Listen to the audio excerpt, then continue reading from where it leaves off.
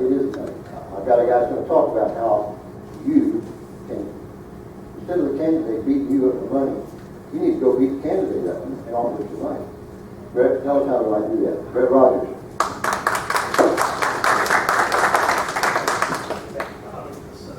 It's me. I'm waiting now to hook this thing up. I don't know. You've got a laptop and one controller. Who knows where the lights are now? Oh, you know where the lights are. Well, the front light happened.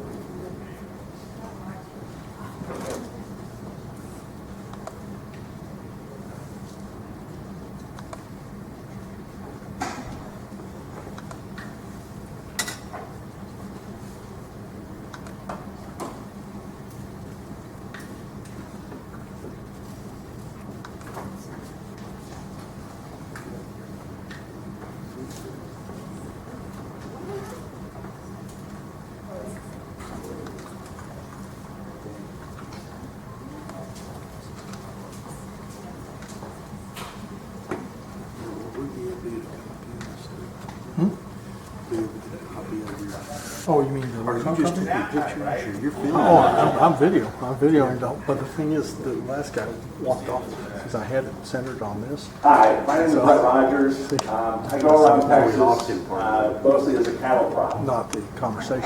My effort is to change you. But anyway. And when I walk out of here today, I'm hoping that the net effects of this is that you're going to do things very differently than what you've done in the past. Send it out. Okay. You got my email? I'll Everybody see this one over here? That one's post it fickle. on my Facebook, and everybody can find it from there. So, to get started, this is government. Government is a gun. When you own a gun, when you have a gun, you point the gun away from you to protect your property, your freedom to make decisions, and even your life. Government, though, is a gun that's pointed at you because the wrong people are holding that gun. And they're trying to take away your property. They're trying to take away your freedom to make decisions, and they're trying to take away, in some cases, even your ability to make decisions about your life or your family's life. When I go around and I talk to people about how you and your candidate can win elections. I agree very much with what David just talked about, which is how to influence people and how to have how to have influence over the politicians who are in office. But I'm all for replacing them because you know how hard it is to get 50, 60, 70-year-old people to change their minds, right? They already have an idea about how they want to do things. They're not going to change unless they're motivated by one thing, and that's fear. Fear is the greatest political motivator that there is. And there's no greater political fear than being replaced in office. I'm going to talk to you today about how to replace people in office. In the typical campaign cycle, this is what happens. Somebody sets forward that we don't know who they are. We've never heard of them. We try to find out about them. And they say the right things. They whisper sweet nothings in our ears. And then after they get going, please, oh please, because they won their election, So they, please do the right thing, when you get into office. And so we're all excited about that. But inevitably what happens is this. We want to give them a pink slip. Because they disappoint us and they don't do the right things. We call their office, we email them, we try to have influence over them, and they ignore us. They take the phone off the hook. John Gordon.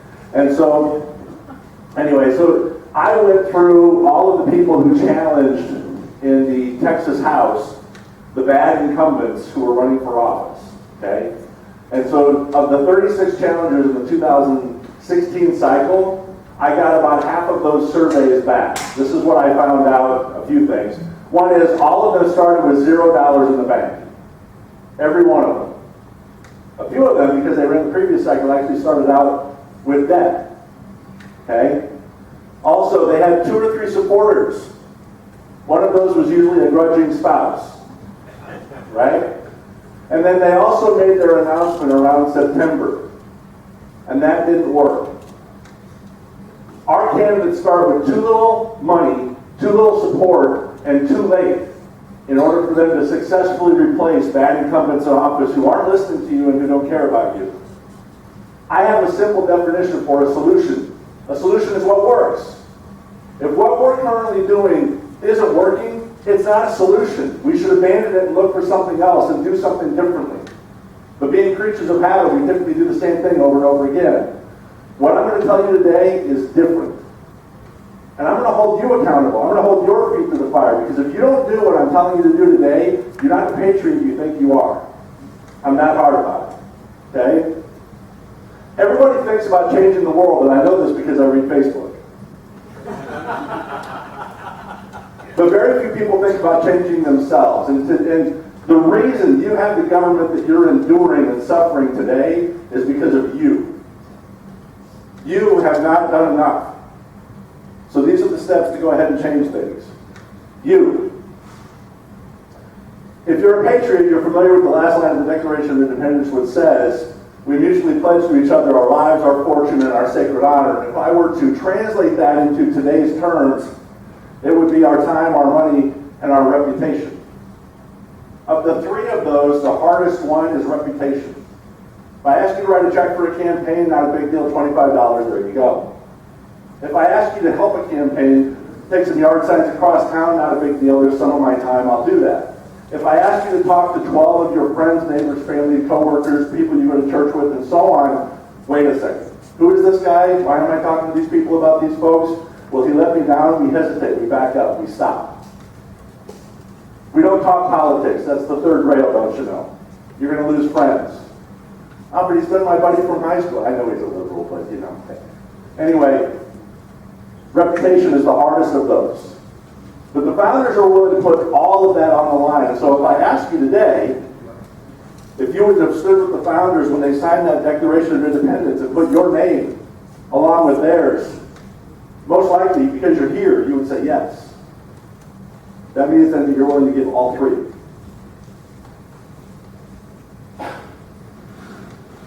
About 2 years ago, I started an initiative that I called Save Money, Save Texas, based on a very simple concept. You do frivolous things with your money every month. It might be Starbucks that you don't need. It might be a pizza that you really didn't need. It might be a movie that you saw that you knew was a turkey after you saw it, and you were like, wow, I can't believe I just wasted my money. Might be the lotto, might be whatever. We spend money on frivolous things every month. My question to you is, what's freedom worth? If you were to set aside money on a monthly basis, just like your regular monthly bills, like the cable bill, the cable channels are awfully crap, but we don't hesitate to spend money on it. So if you were to set aside money on a monthly basis, in a jar on a shelf, in a savings account that you control, so that you can have money to give to the candidates who do run for office when you're ready and when they're ready to run, how much would you set aside? I put forward just the simple idea of $25 a month. This is Carol Dean. Carol Dean lives near Dickinson, Texas. Carol goes to the grocery store every week. She heard about this idea, and she said, you know what, I'm going to do this. And so every week when she puts in her debit card and it asks her if she wants cash back for her groceries, she puts in 10 or 20 bucks, whatever she feels like she can afford that week. Then she puts it in this jar.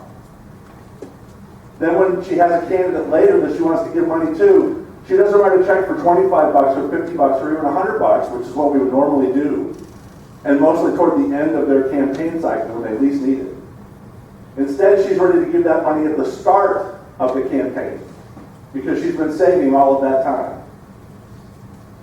When you walk out of here today, you're going to do this. You're going to figure out what you can afford on a monthly basis, and you're going to set that aside, and you're going to put it in a jar, just like Carol.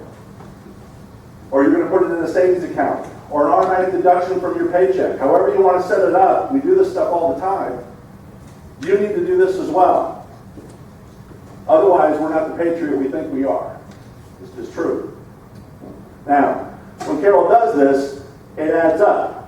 $25 a month, if that's what you're contributing, at the end of 1 year, you have $300 saved up. In a congressional district, there are 750 to 800,000 people in that district. If just 350 were to go ahead and do this, together, they'll be able to have over $100,000 to give to a candidate at the start of their campaign. That's the biggest check in that race, I guarantee you. And they give it individually. It's not bundled and given to the candidate. It's given as individual contributions. There's no FEC violation. There's no Texas ethics violation. This is easy to do, but we don't do it. We're not in the habit of it. It's never happened. It's going to happen because you're going to start it.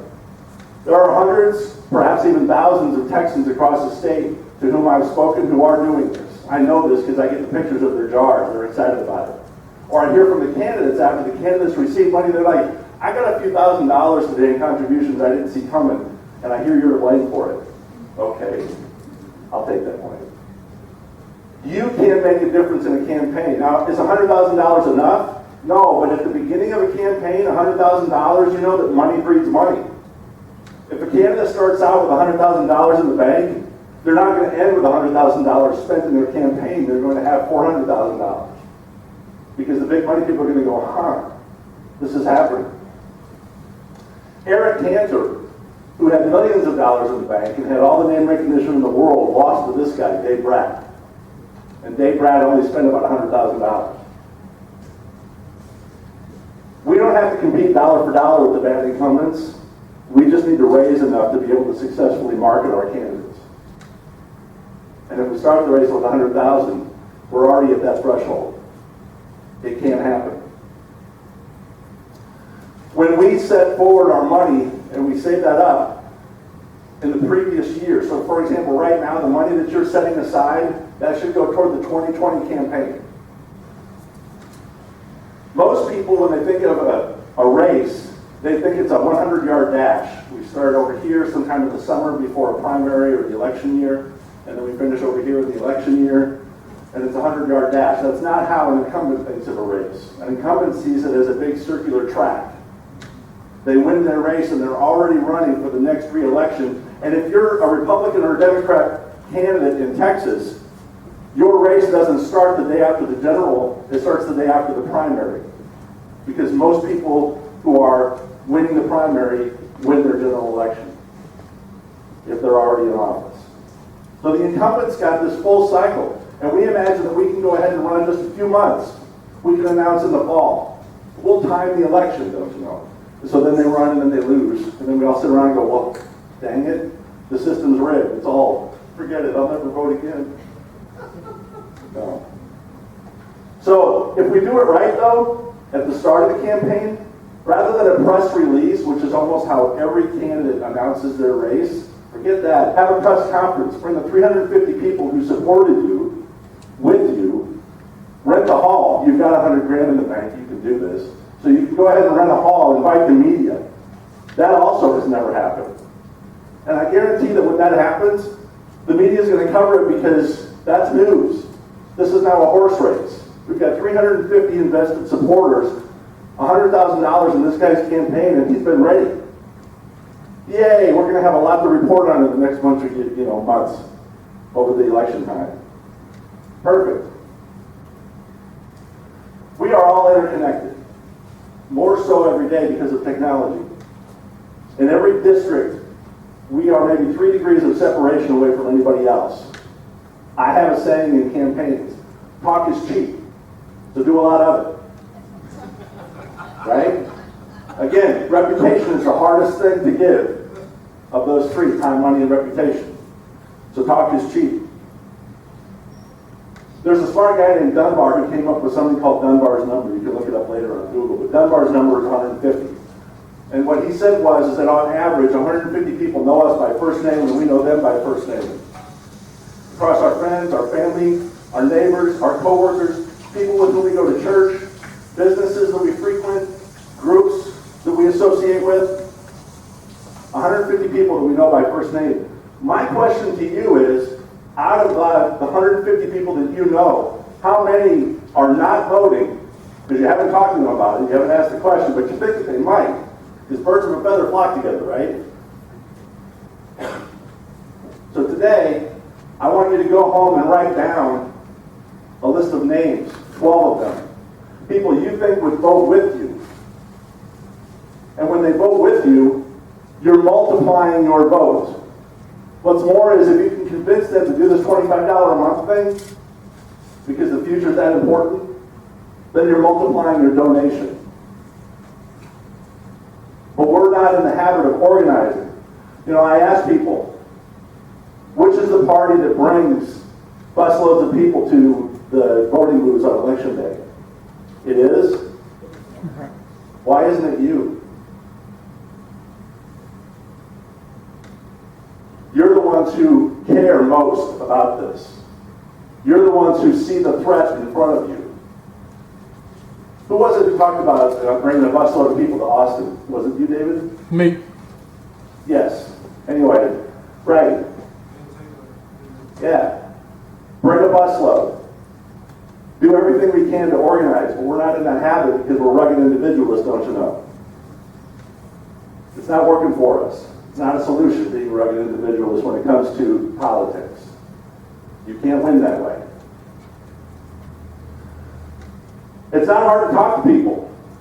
You women do it all the time. You talk about everything. I know it. And us guys, it's not hard either. We go have a coffee or a beer with our buddy, that's not hard. Hey, you want to go have a beer? Sure. Want to go have a coffee? Sure. You know, I'm really worried about the direction of the country. I'm really worried about what's happening in Austin, aren't you? And then you find out whether they say yes or no. If they say yes, they are, fantastic. Move the conversation forward. If they say no, I really don't pay attention, yeah, how's the game doing? And you just go on from there. It doesn't have to be threatening. It doesn't have to be anything. But you don't know the answer because you haven't asked the question. So ask the question. On Facebook, I went out and I sent out about 160 personal messages to people saying, hey, I'm setting aside money on a monthly basis. Can I count on you to do the same? Half of those said yes, that they would. And they do, because I know, because I hear from them. So in that 2 Saturdays that I did that, I spent 6 hours sending out those messages by private message. I raised $26,000 for the 2018 cycle. It's not hard. But I don't care about my reputation. I have 7 children, 2 grandchildren. I will swing to my last dying breath to save their life, because their life is at risk. Amen?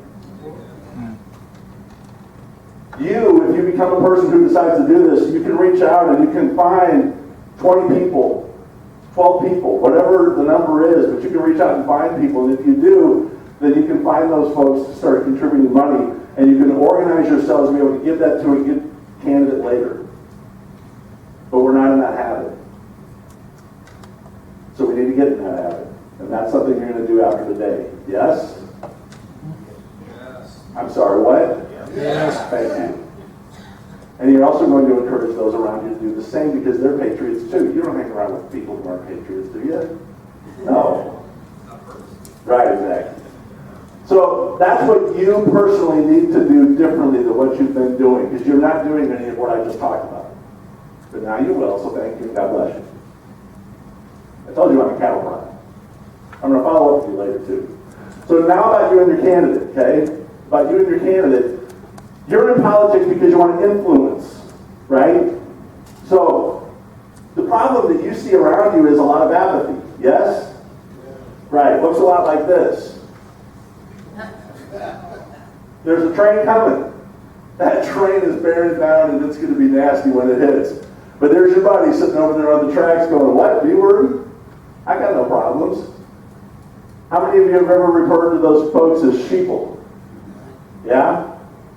That is a derogatory term that won't get you any friends at all. Okay? In fact, too often when we talk to our friends and the people that we know of, we come across like this. You might recognize that. If this is a mirror for any of you, you know that you're doing it wrong. Okay? You can't do this.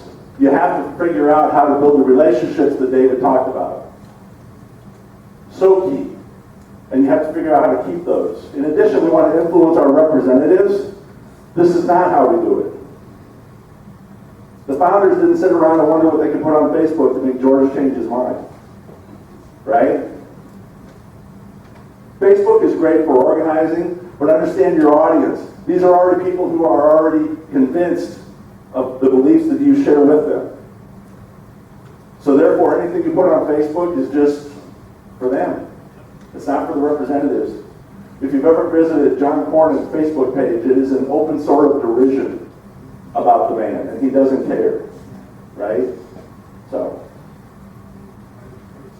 I like to say that replacement is representation. If you don't like what your incumbent is doing in office, then the fastest way to change them is to replace them. I'm all for trying to influence them. Some of them, if you squeeze really, really hard, if you really threaten them, if you really put the fear of God in them, they might do what you want. But the easiest and fastest way to do this is to go ahead and replace them. Imagine what would happen in all of the 150 districts, although not all 150 are necessary, but imagine what would happen if all 150 districts in Texas had the 350 plan going, where you had 350 people who were going to go ahead and give money to the right candidate. You'd change everything. You could have a legislature that wouldn't even think twice about passing conservative legislation in 2020. Wouldn't that be amazing? To have a legislature that would do the right thing when they were in office? You don't have to babysit them. How many of you babysit your legislator today? Oh, God, waste of time. But what if you didn't have to do that? I'm bringing you freedom today. I am. All you got to do is go ahead and put forward $25 a month and talk to 12 people. It's not hard. Okay? This is Mike Lang. He won in his district. He started out with money in the bank. He started out with supporters, and he announced his campaign in March. He did the right things right. He smiles. He's a happy warrior. He dresses for the part, so he doesn't show up in a t-shirt, right? He shows up. He looks like he's going to a job interview. He's committed to outwork everybody. When the lights come on, Mike's already working. When the lights go out, he's still the guy who's going to shut off the lights because he's the last guy in the room, right? He's got the charisma. He's not afraid to do what it takes. He will fight for that position. And he won his election easily. And we got him in the legislature and did a bang-up job. The hardest part for candidates when they get into their race is name recognition. Less than 35% of the people who are in a congressional district know who their U.S. congressman is, much less who their state house rep is, or who their state senator is, or who their city councilman is. Name recognition is the whole ball of wax. You've got to do that. And in order to get name recognition, you have to have money, because you have to market that name out there to the public. So for people who say, I want to get money out of politics, oh, you like the government we have? No. Then you want to change it? Yes. Then you need money, right? So we have to convince people that, yes, you do have to do this. You want to create signage as much as you can to go ahead and put that name out there. These are some of the ways that I've done it in the past. Create a really great marketing card down there in the lower left. Have a trailer. Or better yet, a mobile billboard like that one that you see there with Stonewall's name on it. Right? Or I have something that I offer called the Texas size bumper sticker, because bumper stickers are only 12 inches wide. So I created one that was 42 inches wide and goes into your trailer hitch. Right? When you're going to market, you have to market in creative ways and do things different that people are going to remember later, and that's what's important about that.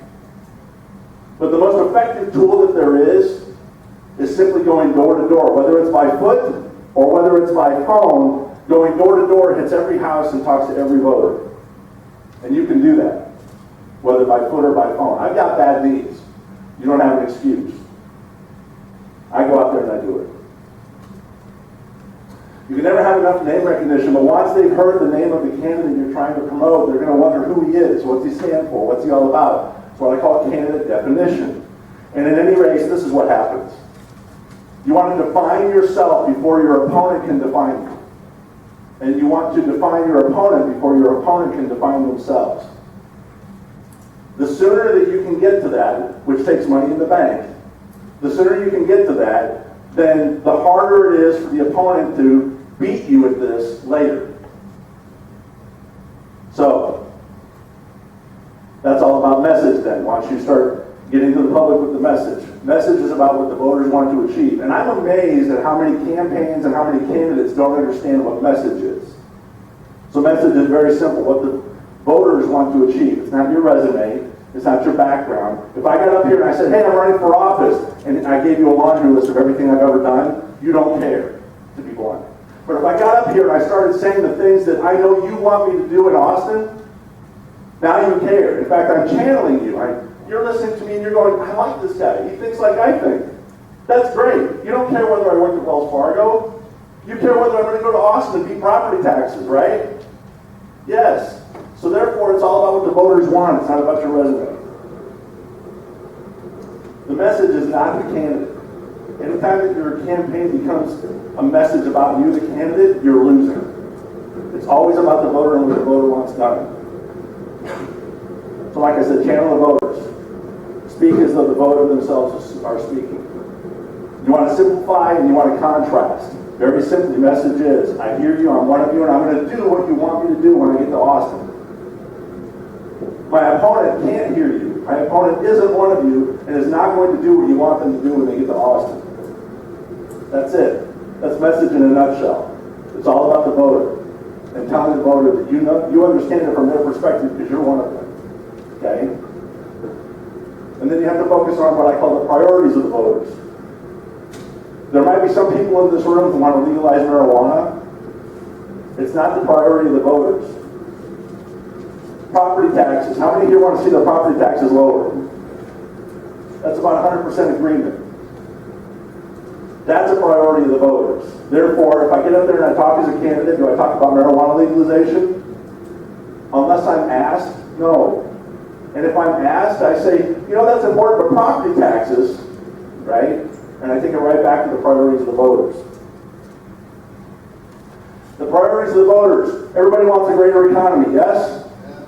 Everybody wants safer neighborhoods, right?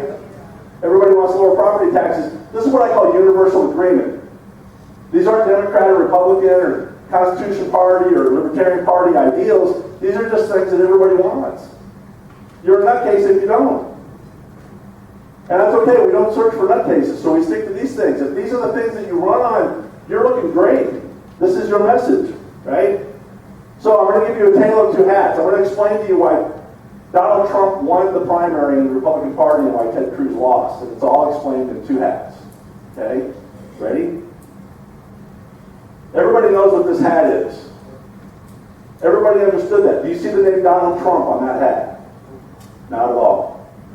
Make America great again. How many people here would like to see America made great again? Right? It's a universal message.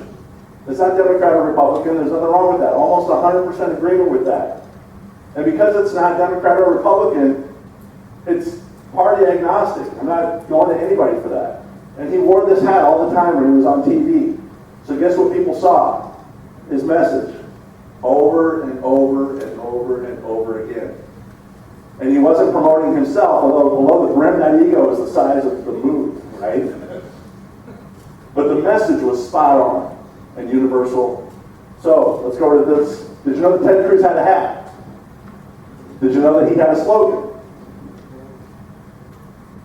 So here's Cruz's hat.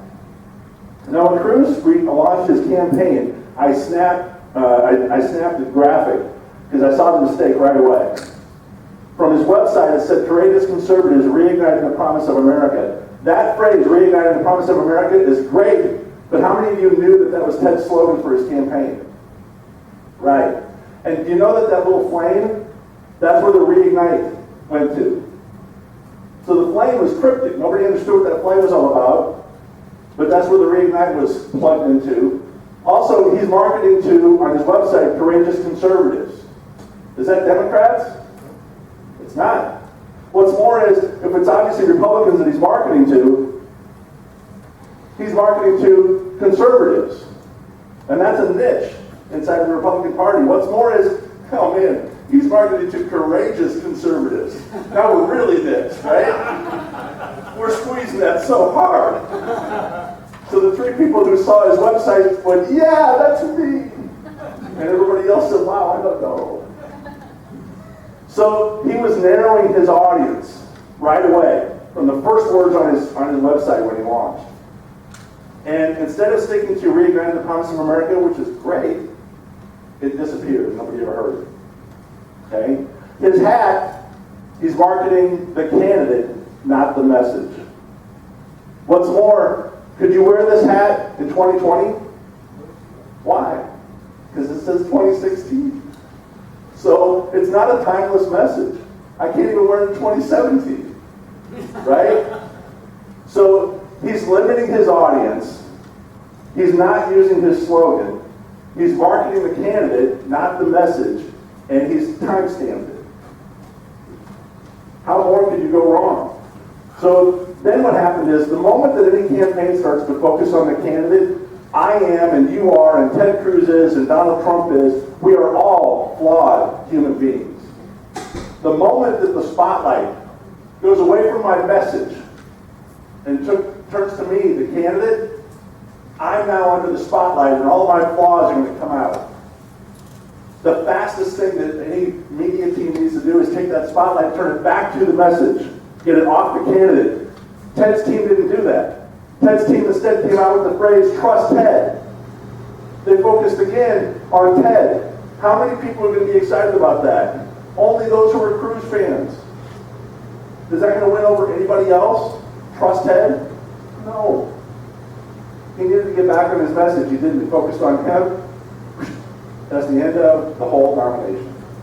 Donald Trump won because he had the right marketing. Ted Cruz lost because he didn't.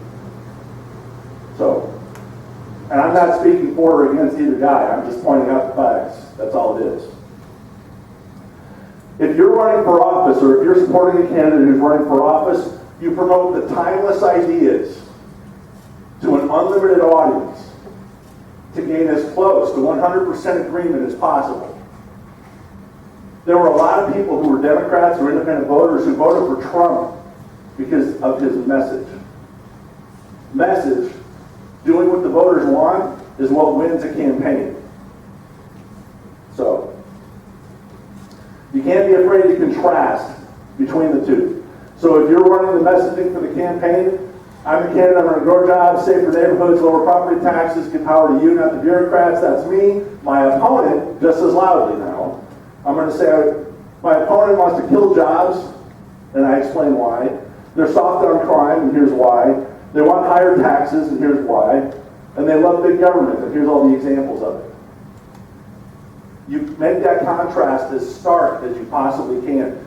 Too many times, we have candidates who think that they're Christians, and they might be, but they want to go ahead and show themselves to be Christians when they get up there, and so they don't want to say anything negative about the other guy, because that's not Christian-like. How many people read the Bible and found that part of the Bible where Jesus walked up to Satan and said, I know you mean well. Maybe we can get along. We'll find some areas for compromise. Yeah, exactly. He wasn't even nice to the Pharisees or the Sadducees. He was really blunt about it. Whoever planted the notion in your mind that being Christian says you don't say anything negative about anybody, the moment you stop talking the truth, you're not Christian. You had a wool pulled over your eyes. You speak the truth. Speak the truth in love, but you speak the truth. And if your opponent is bad on things, then you tell about how they're bad on things. If they betrayed the voters, don't mince words. They betrayed the voters. Do not use your campaign to furnish your Christian credentials at the expense of everybody's money and time and labor into your campaign because you don't want to say anything negative about the other guy because you don't think that's right. That's a waste of time. That's a losing campaign. Don't you dare. My children are on the line. Your children are on the line. I want a person who gets up there and fights and is going to tell the truth and do the right thing, because you know what? If they can't tell the truth while they're running for office, we want them to tell the truth when they get into office, don't we? I want somebody who tells the truth all the time. So, party branding. Yeah. Today we're talking about parties. You need to brand your party. Who's going to be better at putting money in the pocket of the voter? The Republican Party or your party? Who's going to be better at not being the boss of you? Who's going to be better at shrinking government? Who's going to be better at listening to you and not party leaders? You can have a successful third-party run. You have to organize for it. I want to see, desperately, a third-party run. Why? Because nothing would put more fear into the Republican and the Democrat Party than a successful third party that's listening to the voters, is organized to win, and is willing to do whatever it takes to work their butts off to win that election. That would be awesome, right? So, now let's talk about winning the election.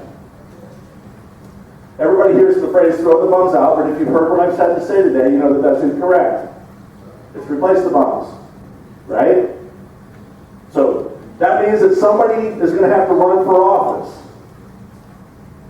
Politics is not a vacuum. You can't just have somebody leave their office.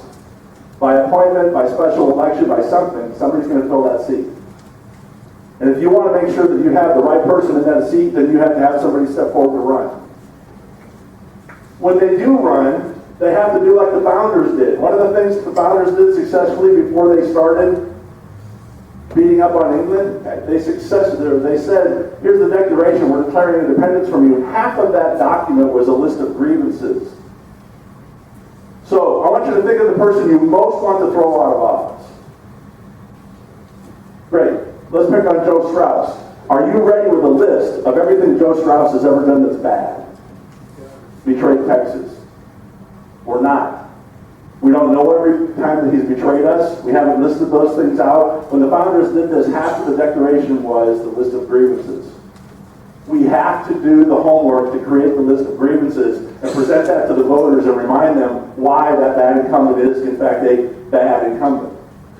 That worked another time in history, too. You might recognize this. The list of grievances works really, really well. Twice in history, it spurred a revolution. Would you like to see a revolution? Amen. Right. Then get busy with your homework and start writing down a list of grievances against the people who are in office that you want to have thrown out of office.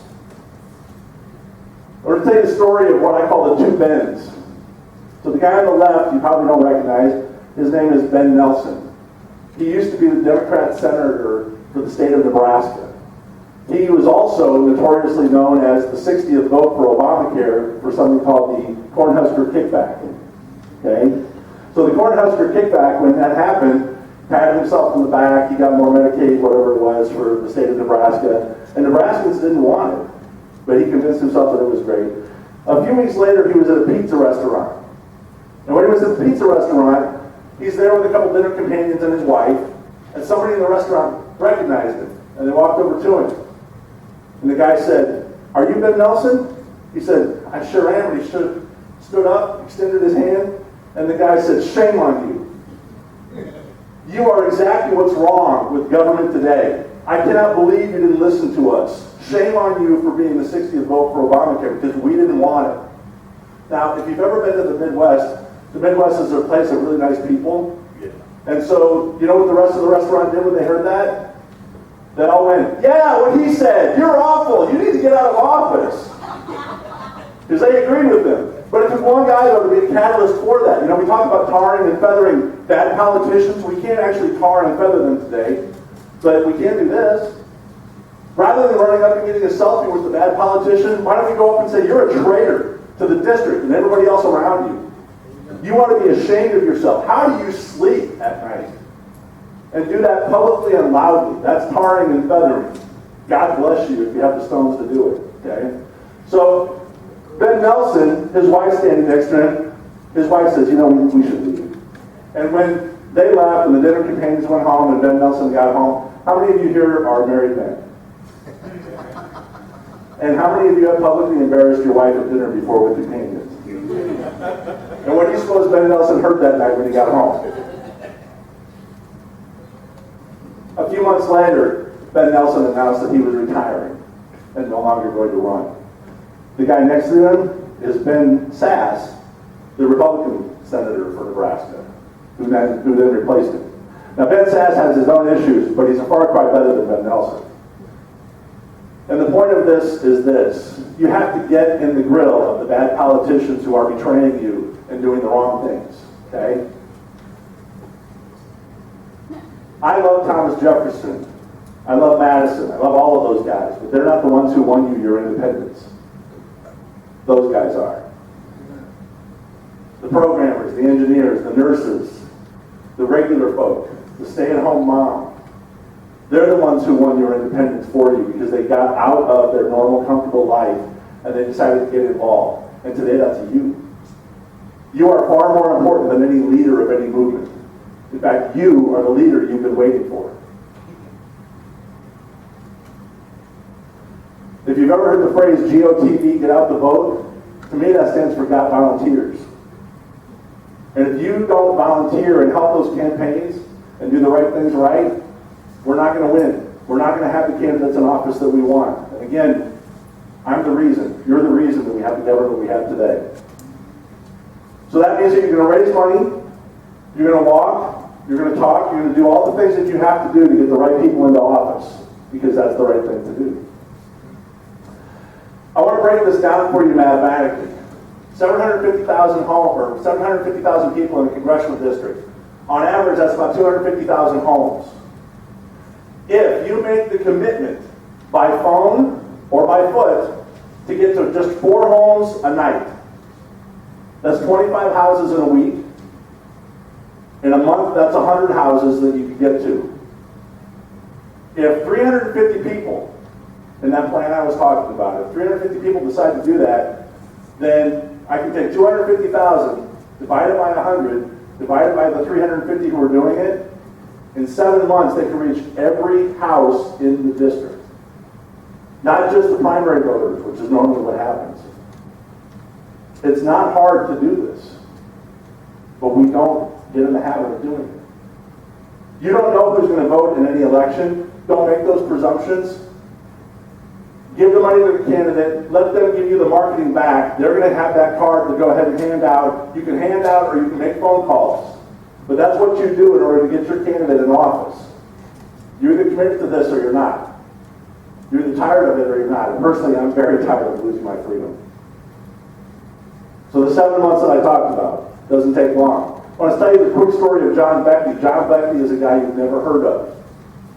He was, at the age of 12, sent over to Virginia from England as an indentured servant, worked for a lawyer in Virginia. And he became familiar with Thomas Jefferson and James Madison. Loved them. He also read Thomas Paine. And so later, when Thomas Jefferson was running against John Adams had done some things that really weren't that freedom-oriented. And so John Becky was really concerned about that. He wanted to see Thomas Jefferson win. And so in the election of 1800, in the run-up to that, Thomas Jefferson hated campaigning. He really did. He thought it was beneath him. He hated to go out there and have talk about this stuff. So John Becky and just 5 of his friends sat down and by hand, they wrote out what we would call a sample ballot today. They called them tickets back then. And they went ahead and they wrote that with crappy feathers, bad ink, poor candlelight, paper that you couldn't really write on very well, but they did anyway. They wrote 30,000 to 50,000 of those, somewhere in that neighborhood. And then they got on horseback, and they went all throughout Pennsylvania and handed out those sample ballots. And one guy, Major Smith, who was a veteran from the war, he rode his horse so hard in Pennsylvania that the horse died. So you know what he did? He picked up the saddlebags with the tickets, walked to the next town, bought a new horse, and kept on going. Thomas Jefferson won. And because of that, the Alien and Sedition Acts, if you're familiar with those, are no longer law today. What if they had been? Freedom of speech would have been curtailed all this time. But because John Becky decided to get off his butt with some friends of his and do the right thing, he won. And because he won, you now are freer. Like I said, it's the people, the programmer, the nurse, the engineer, whoever, who steps forward to help us win our freedom, and that's you. So, commit your time, money, and reputation, just like the founders would have, because you would have signed that with them, right? Yep. You have your own Declaration of Independence where you say that I'm going to raise money, I'm going to reach out to others, I'm going to soften the ground by saying how bad that incumbent is, and I'm going to enable the right candidate to step forward. The people in this picture all have one thing in common. Not one of them understands anything about our Constitution. And yet, the candidate in the center of this picture still won. You can go around and explain the Constitution until you're blue in the face. That's not what's going to win the election. What is going to win the election is you decided to actually raise money and get others around you who are going to vote with you. That's what wins an election. How many of you remember this iconic painting where George Washington, all by himself, went across the Delaware in the dead of night, rousted the British, won the victory? Oh, wait. It was that picture. We go to the polls alone. May you never again go to the poll alone. George Washington surrounded himself with 2,600. There's your peer pressure right there. Go to the polls with 2,600 other people, I guarantee you're going to win every election, right? How many of you are tired of losing? And do the right things right. My name is Brett Rogers. I have a very active Facebook page. You're welcome to go ahead and find me on Facebook if you'd like. And I'm also available by phone to anybody who wants to get into office. Most of what I do, I just go ahead and just give whatever advice I can because I want to see the right people win.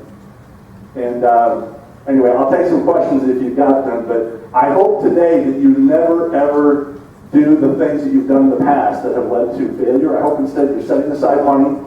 I hope that you're going to commit to the candidates early, and I hope that you're going to talk to friends of yours, and that you're going to, after you find that candidate you want, you're going to get to houses by foot or by phone. You do those things, you will win the elections, and you will get the right people in office, and then you don't have to babysit these yahoos when they get to the right place. Yeah. So this was for us. Yep. Because we are the nurse, the engineer, Yep. the accountant, the blah, blah, blah. That's right. But so are the potential candidates that we look at. Yep. There are neighbors, there are coworkers, possibly our bosses, our friends, our church members, Yep. etc. Yep. Do you offer, how can we work with them to get the marketing message? I can give them the $100,000, but if they come out with a Cruise 2017 hat, we just defeated the whole purpose. The best way to do it is to, I hope that if you find the 350 within your district and you're all networked together, that one of you from that 350 is the one that steps forward. The 350 plan is really a farm team. At the end of it, that's where we should get our candidates from. Those are the people who believe like we do, who are putting skin in the game like we are. And at every level of office, from person running for a school board to person running for Congress, that 350, you can find probably 10, 20 people in there who have the capability to speak well, message well, do the right things well to run for office. The most important point about the 350 thing and putting the money in the jar, you give the money when you're ready, when you're convinced that that candidate has a winning thing. If you think that that person with the, it's all about me hat, don't give them the money. That's the quickest way for them to receive the idea that they're doing it wrong. Maybe they need to redo it. Anybody else? Yeah. What is your personal definition of freedom? When I don't have to think about the government 30 days. Yep. Only 30. When I can go and do my business and then at the end of the month go, I wonder what they're doing. That sounds great to me. As it is, I spend days or daily thinking about the government. So, anybody else? Yeah, my first contact with Brett was when I ran for office. That was the first time I ever ran for office. And if you are friends with anybody who's ready to run, or if you're ready to run yourself, I can tell you right now, take down this phone number. And be ready for some very hard truths. But oh my God, there are things that you said. It's a crash course in running for office. Because of just advice from Brett. How much did you pay for that advice? Nothing. I paid nothing. Right. I paid absolutely nothing. Correct. And in fact, I gave money to his campaign. Yeah. I paid him for it. And more importantly, you put a call out. And within 24 hours, my campaign funds went crazy. But if you're going to run for office, get his phone number. If you have a friend in our office, get his phone number. I was able, as a first-time candidate in a third party with under $5,000 in the bank, I was able to get 40% of the non-straight ticket votes. Those weren't the returning votes. Those were Republican votes who switched that vote from Republican to myself. Democrats didn't vote for me. Okay? There was no Democrat running. because we block walk. We hit 5,000 houses. Myself, my family, Tom and I, we hit 5,000 houses. We had over 7,000, 8,000 goats cats. So the advice you're getting right now is just scratching the surface. Messaging. I came up with a message. Brett's like, did you not pay attention to what I said? I didn't say it like that. No, he said it even more bluntly. But the message I think when I told him, I said, that won't work. He did. The message was originally the Constitution is not a suggestion. And he was like, how do you think that's going to play? And so then the message became, protect your family from Austin. And you know what? The messaging changed. Everything changed. Because you personalized it. Right? It did. It wasn't about me. It was now about the voters. And so make the money. If you have a candidate running, I'm telling you right now, get his phone number, get his contact information. It's just amazing asset. Thank you. Anybody else? Yeah. Okay. If we could start this today. Yeah. Okay. We're looking at a campaign that's going to begin in September. I mean, because these guys are going to be running for office for next year. Yeah. Because they want to be in Austin again. Right. That's going to be really tough, to say the least. So remember what I said when I first came up here? I said, what about the 350 plan? You're giving that for the 2018 campaign. You're setting aside money for the 2020 campaign. Okay. Yeah. We have to play long ball on this. We have to take a long view on this.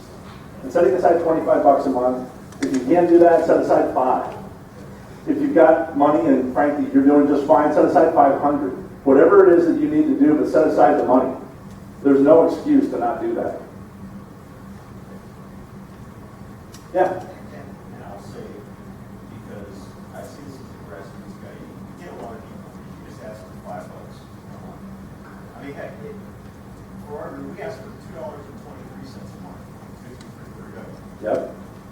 And people say they can't even spare $2.23 a month, but I guarantee you they're at least buying one soda a month. Right. And everybody, I'm a full-time student on a retired paycheck. Right. I can get $5 a month. Right. Like you said. Well, this is why you heard me when I came up here. I said, you're not the patriot you think you are if you can't do this, right? Frankly, play ball or go home. I have no patience for those people who don't want to jump in and change this. If they're happy to continue with what we have by not contributing money, that's fine. You go over there. I'm not going to play with you. I am going to go ahead and side myself with the people that I consider patriots, and I have no time for lukewarm patriots. Remember in Revelation, Jesus wanted to spit them out of his mouth for being lukewarm? I got no patience for lukewarm. This is not a time for lukewarm. We are right now in the middle of the second revolution. But it's fought with ballots and not with bullets, thank God, because we have the opportunity to go ahead and throw these bums out of office by replacing them when people step forward. But it won't happen if we don't organize. Everyone's a patriot, so it's time to be patriots, though. Fortunately for me, though, I find that a lot of people who walk out of this presentation, they are changed. But they're changed because they're convicted in their heart, and I know that you will do the right thing. So, anybody else? It's a realistic plan that can work. And your pie in the sky, just, nobody will buy on that. Correct. This is realistic. Thank you. All right.